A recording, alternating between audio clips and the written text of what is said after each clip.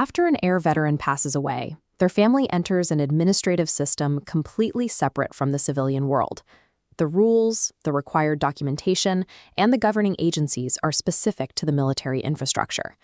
Because civilian authorities have no jurisdiction over military records, they cannot assist with service pensions or veteran benefits. If a family does not know exactly who to contact in the military hierarchy, those entitlements often go unclaimed. To prevent this, the post-demise requirements are organized into a 4-phase master checklist. This roadmap covers everything from immediate notifications to the final transfer of civilian assets. Preparing this roadmap today gives families a sequence of actions that prevents common administrative errors during a vulnerable time. They gain a clear path to secure their finances while mourning their loss. Milestone 1 covers the first 15 days. This period is dedicated to acquiring foundational documentation, starting with the hospital or authorized doctor. This is a standard medical certificate. Notice the specific field highlighted here. For military claims to process successfully, the attending physician must explicitly write the exact cause of death in this section. With the medical certificate in hand, the family must inform the nearest Air Force station. This ensures a contingent is dispatched to provide a dignified funeral and lay a wreath on behalf of the service.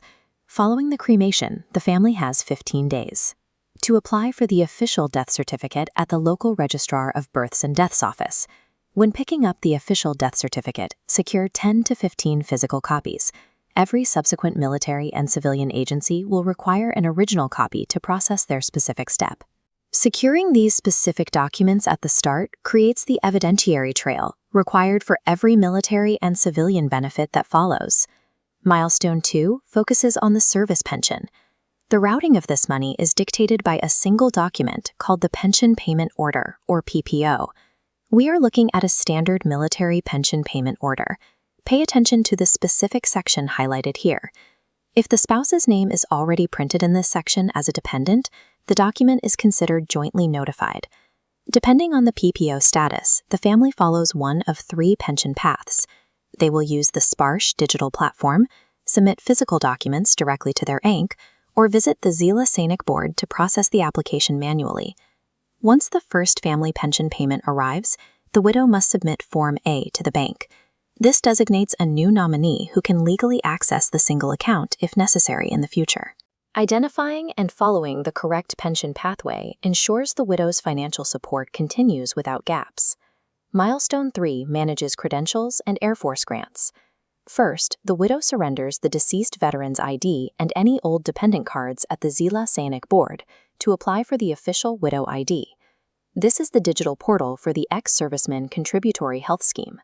As shown on this interface, the family must log in and block the deceased veteran's 64-kilobyte smart card to prevent medical fraud. The widow's own dependent card will remain active. The family must also return both of the veteran's Canteen Stores Department cards to the nearest CSD office. At the same time, the widow applies for new grocery and liquor cards issued in her own name. With the credentials updated, the family applies for specific entitled funds: the ADLR grant from the local unit, the Garima grant for association members, and the Family Assistance Scheme from the Benevolent Fund.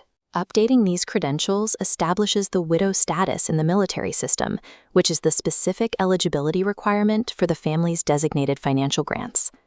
Milestone 4 is the final phase. This involves transferring or closing the veteran's civilian, legal, and financial footprint. All joint bank accounts are converted to single accounts.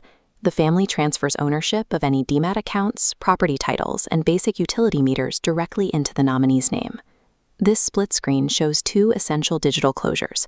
On the left, the UIDAI portal is used to digitally lock the deceased veteran's Aadhaar biometrics to prevent post-mortem identity theft. On the right is the income tax portal, preparing for the eventual surrender of the PAN. The final legal steps include surrendering that PAN card to the IT department after 4 years, submitting Form 7 to the local election office to cancel voter registration, and transferring any registered weapon licenses to the legal heir. Closing these specific civilian and legal accounts closes the veteran's administrative record. This process shields the family from future legal liabilities. This checklist visualizes our 4 milestones: completing immediate actions, securing the pension, updating military IDs, and closing civilian accounts satisfies all major requirements following an air veteran's passing.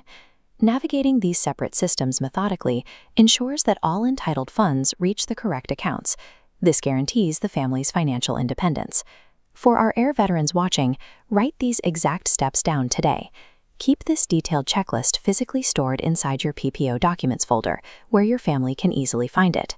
Educating your spouse on this process now is a lasting act of protection.